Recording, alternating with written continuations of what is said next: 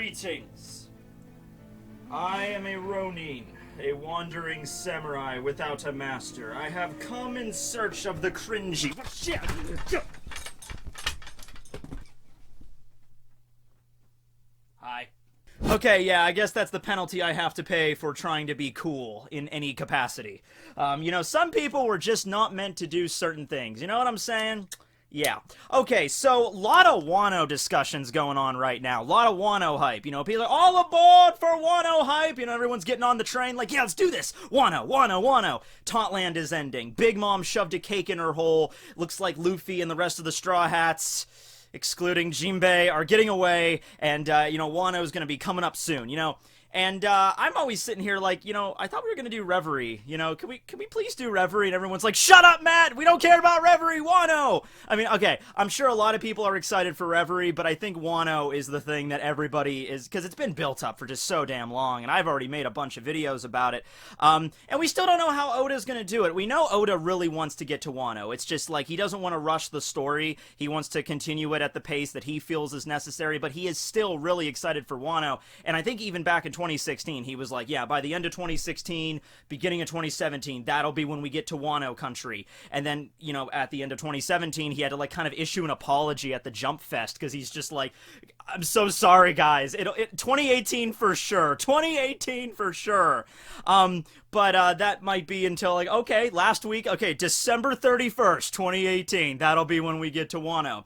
But, he might, intercut Reverie with Wano, we don't know. Like, we might cut to Wano, rather soon, and then maybe we'll, like, get a few chapters of Wano, and then we'll cut over to Reverie for a few chapters. It might be going side by side. I just assumed it was going to be, like, a little mini arc in between them, to kind of give us, like, an adjustment between Tauntland and all the crazy stuff that happened there, and then, as the Straw Hats journey to Wano, we're gonna have like this little mini Reverie arc, then we get to Wano at the end. But you just never know. So with that being said, I want to discuss something that I get every now and then. I'm mostly on live streams. People send me this question, although I've gotten it on emails before. And going off of what we just did with Tauntland, with Sanji, how we revealed that his family were actually like royalty, the Germa Double Six. We found out who Sanji's mother and his father were, and his siblings. A lot of people are curious regarding Wano about Zoro. And I don't think that we're going to get anything from Zoro's like his immediate family in Wano. Like, I don't think we're gonna find out like Zoro's real parents were in Wano this whole time.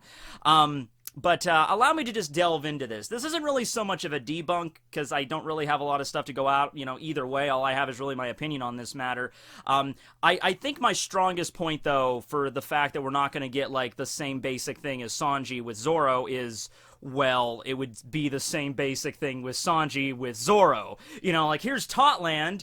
We found out the family and the immediate family, the father and the mother and the siblings of a Straw Hat crew member that was previously unknown for the entire story. And then, right after that, in the very next arc, we're going to find out about the parents and maybe possibly siblings of a Straw Hat crew member that we did not previously know about. It would be like rehashing. Now, don't get me wrong. Oda has rehashed stuff before. You just take a look at the Alabasta arc, then you take a look at Dressrosa, and there's more than just a few parallels with that. But to basically carbon copy the same basic, like, side arc, in two times in a row, like, here's the side arc with Sanji in Tauntland, and then here's the little side arc with Zoro and Wano, I don't think Oda's gonna be doing that. It just seems like it would be really kind of transparent. Now, with that being said, I do have some stuff I want to talk about regarding Zoro and his family and his lineage, which we might find out in Wano, as well as with his sword master Koshiro and his friend Kuina, because there's a lot of stuff involving Zoro in Wano. A lot of people think that that's going to be extremely Zoro-centric,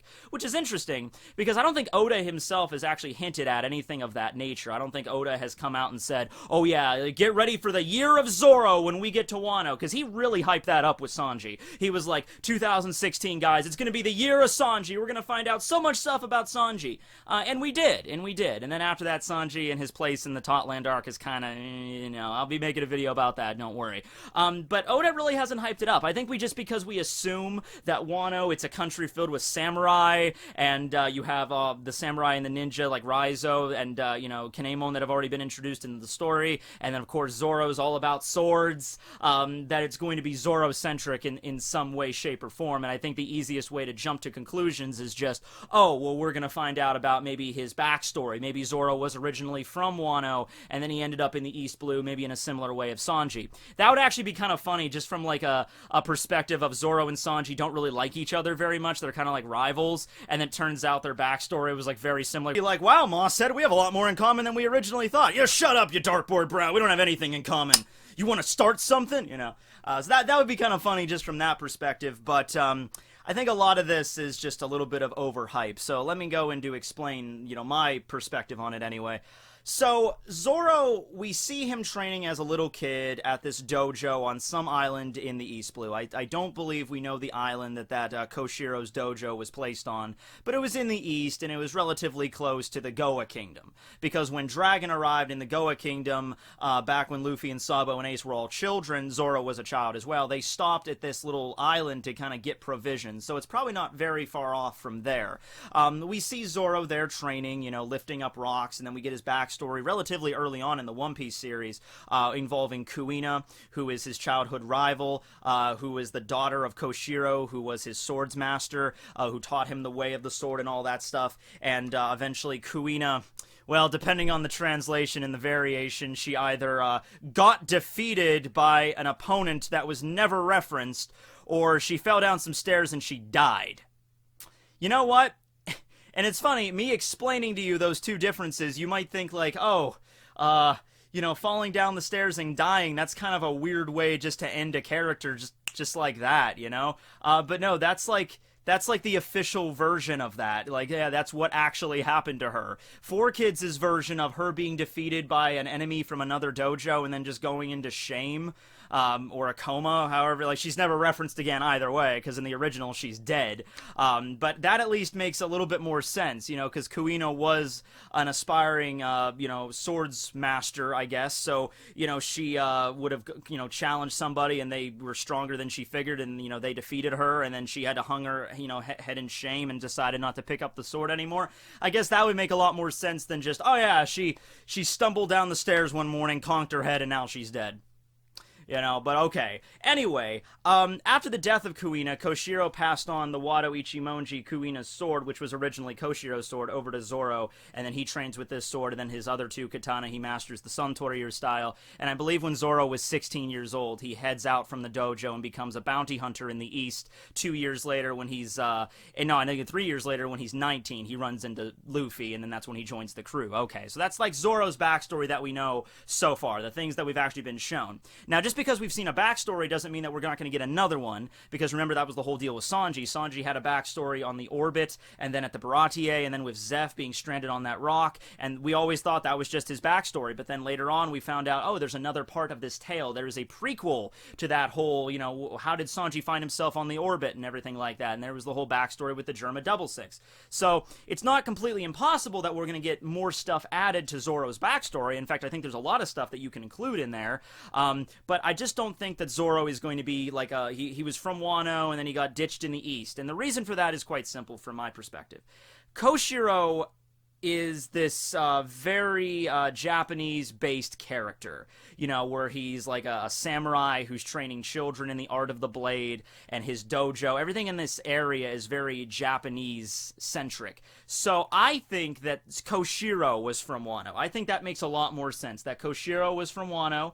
Wano is essentially the feudal Japan of the One Piece world. We're going to get a lot of references to that coming up to Wano, so get ready, and Oda's really excited for that. So, not a lot of other places. There are a few other places in One Piece that have, inspiration from Japan, both, modern Japan and feudal Japan. Oda is Japanese, so it's going to be a lot of references from that.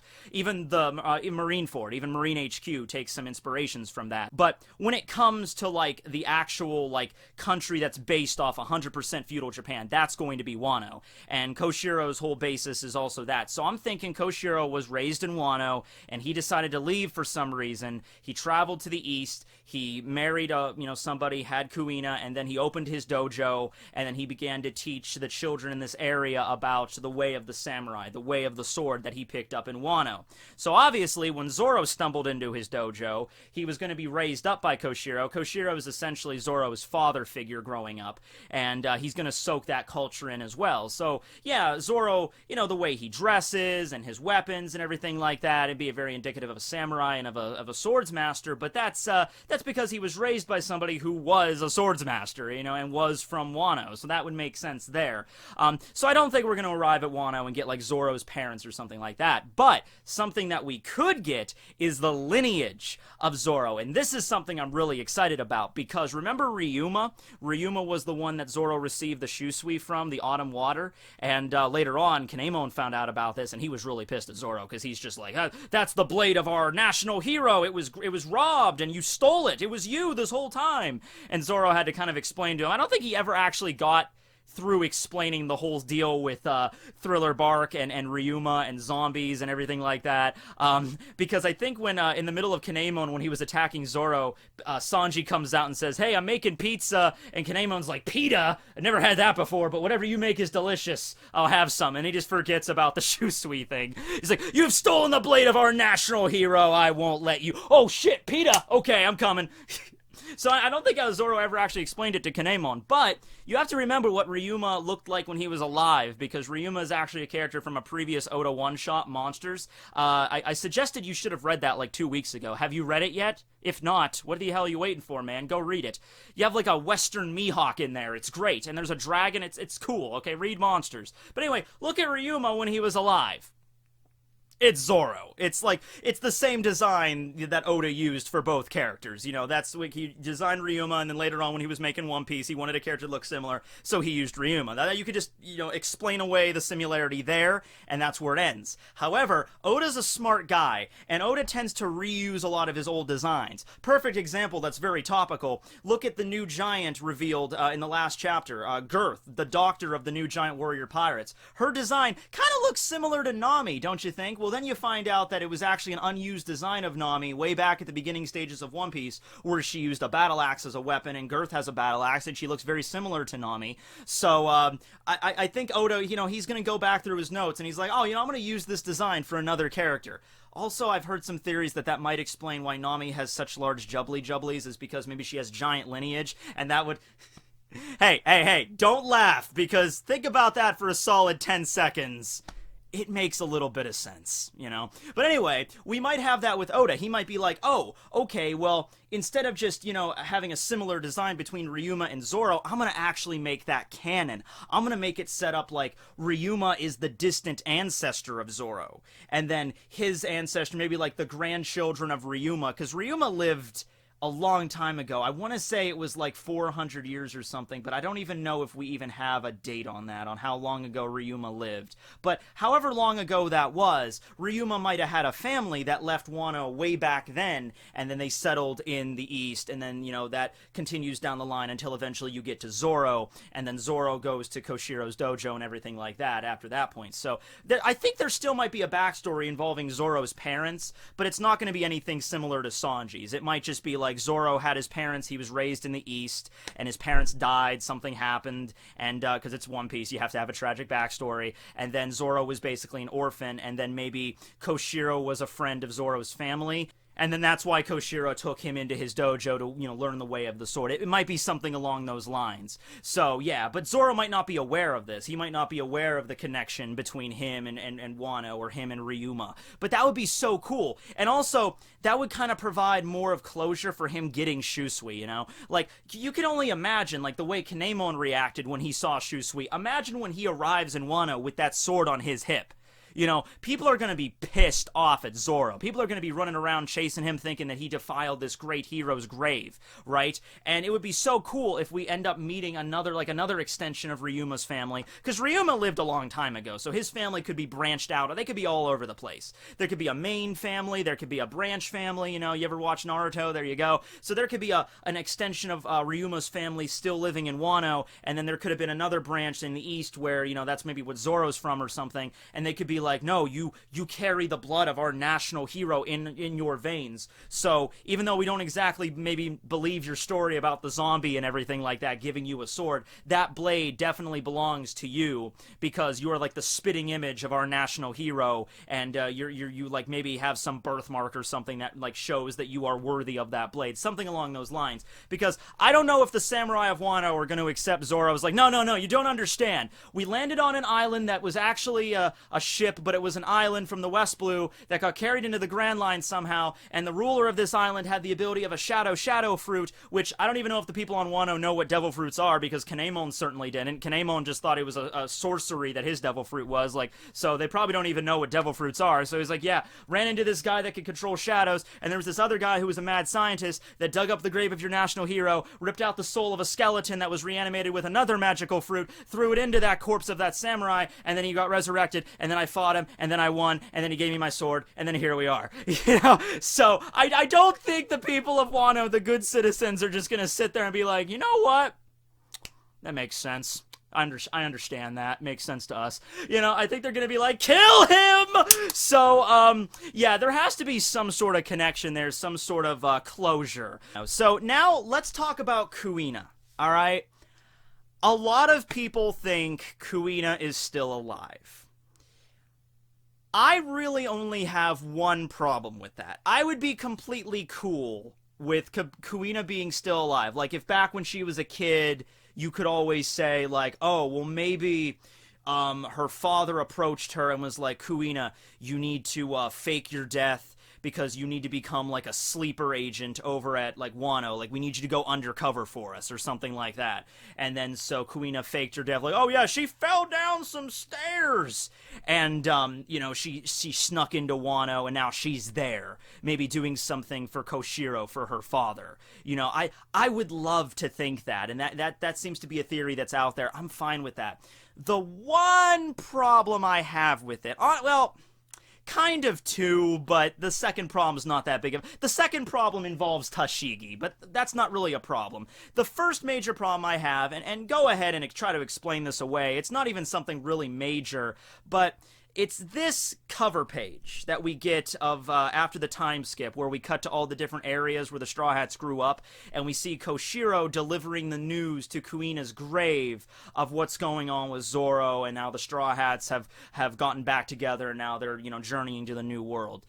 If Kuina was not really dead, why would Koshiro just be hanging out by her tombstone, giving her the letter, like, giving her the newspaper? Like, he's like, here you go, Kuina. Zoro's doing okay. Now, you could always say, like, you know, maybe he would do that when Zoro is around, you know, that he would make the grave for Kuina to make it legitimate. But if it's not really a grave, if his daughter is really not buried there, and Zoro's no longer at the dojo anymore, then why would you bother? You know, like, oh, here you go, Kuina, here's a newspaper for you. So that's the only thing I really have a problem with, and you could always explain that away. You could just say, oh, Koshiro's a really good actor, and he wants to make sure, you know, he might have ties to the Revolutionary Army, too, because he helped out Dragon. Or all of Wano might have ties to the Revolutionary Army. That might be a better way of saying that. So he's just really good at convincing everybody around him, in case anybody is watching. It's like, yeah, that's the grave of my daughter, and I always put flowers on it, and I always make sure to water the grave, you know, clean it off and everything like that, and I left a newspaper there because that was her friend. So you could always say he did that. I just find that a little weird that, okay, well, if Kuina's not really... Kushina! Somebody completely... Have I been saying Kushina this entire time? Damn it, I really hope I haven't. I mean, Kushina's awesome.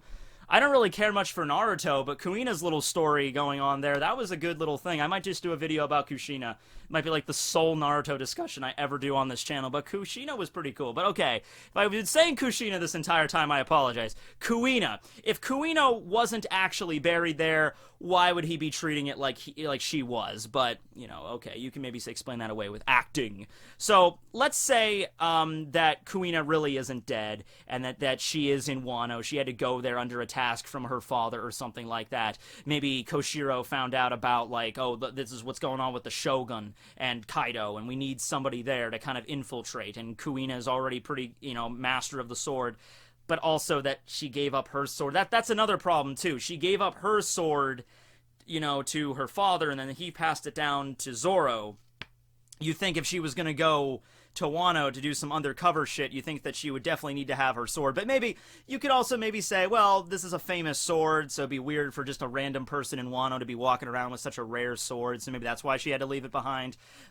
Yeah, I want Kuina to be alive, because I think there's a lot of cool stuff you could do with that.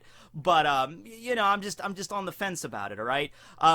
But yeah, so she could be there. There's a lot of theories like she is the Shogun, which, I mean, that would be cool too. But I think it would work better as just like she seeped into the culture, maybe set herself up as a retainer or a samurai under the Shogun, and Zoro's gonna run into her, and she's gonna pretend like she doesn't know Zoro, and then later on, behind closed doors, she's going to, like, take off, like, reveal, like, yes, I'm Kuina, just shut up, you idiot, okay, I knew you were gonna show up at some point, this is a big deal, don't screw this up for me, okay, I've been doing this infiltration mission for, like, the last 12 years or something, don't screw this up, and then that could be really cool, I could see that, definitely. The only thing involving Tashigi is because at the beginning of the story, Tashigi and Kuina basically had the same basic design, just, you know, Tashigi was a little older. But as the series has gone on, and especially since the time skip, Tashigi has kind of come onto her own, has a little bit more of her own unique design. But then you get that issue where, like, can you imagine Tashigi and Kuina, like, meeting each other? Like, that would be weird. And I think that Smoker and Tashigi are going to have a role in Wano. I know that Wano is kind of, you know, sequestered off from the world government and that the Marines don't really have a place there. But at the same time, it's an island filled with nothing but samurai and swords. Tashigi's a big sword geek. I would definitely love to see, and it's been a while since Smoker and Tashigi have been in the story, so I would definitely love to see them show up at Wano, and then we could have, like, that meeting. But that would be so weird to have, like, Zoro, Tashigi, and Kuina, like a little love triangle there, like Tashigi's looking at Kuina, and there's like, oh my god, this entire time you've been like, why didn't you say anything to both of us? We look exactly the same. It's like, it's weird, it's like, I don't know how that would even go, but that would be strange, you know, like, okay. But, yeah, I think that's the best way I really got going forward to Wano involving Zoro. We're definitely going to get some more stuff with Shusui the Blade, as well as with Ryuuma. There might be a distant relation between Zoro and Ryuuma, and we might see, like, distant family of Zoro there. But when it comes to his actual immediate family, I think it would make more sense that they just lived in the East Blue. And I think we're going to get more backstory with Koshiro and with Kuina, there. So that's my stance on Wano right now, and then Smoker and Tashigi as well. So that's my stance on Wano involving Zoro. Let me know what you think below on these thoughts of what you think's going to happen to the old Moss head when we get to Samurai Country. Thanks for watching, everybody. Tekking101 signing out.